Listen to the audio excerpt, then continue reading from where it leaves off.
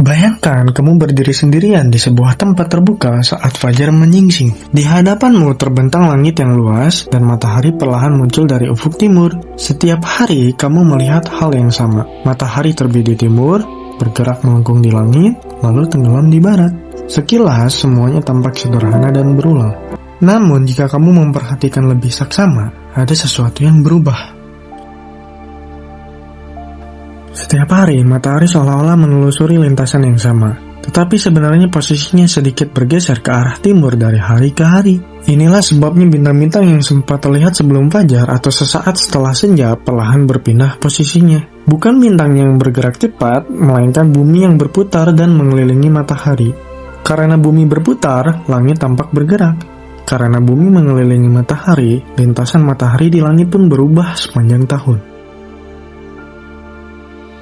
Selama setahun, matahari tidak berdiam di satu jalur.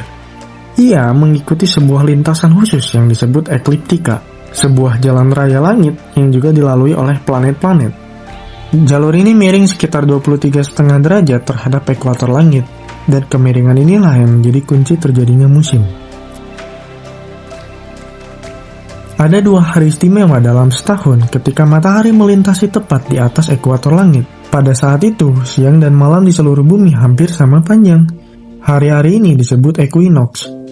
Sekitar 21 Maret awal musim semi dan 23 September awal musim gugur, pada hari-hari ini matahari terbit tepat di timur dan terbenam tepat di barat. Perjalanan matahari berlanjut. Ia semakin jauh ke utara hingga mencapai titik tertingginya sekitar 21 Juni. Inilah solstice, musim panas di belahan bumi utara, hari terpanjang dalam setahun.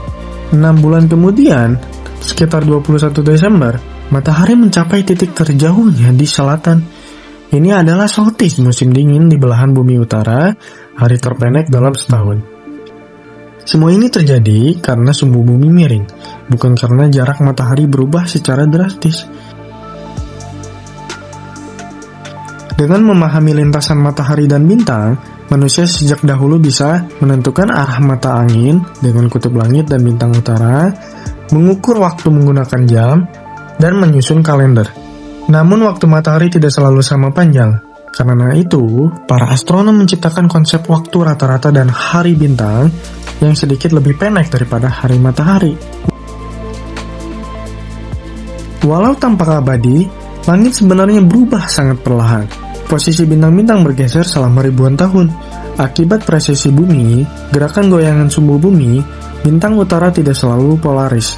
Ribuan tahun lalu dan ribuan tahun ke depan, bintang lain akan menggantikannya. Nasi bintang pun berubah bentuk, seolah langit bernapas perlahan dalam skala waktu kosmis.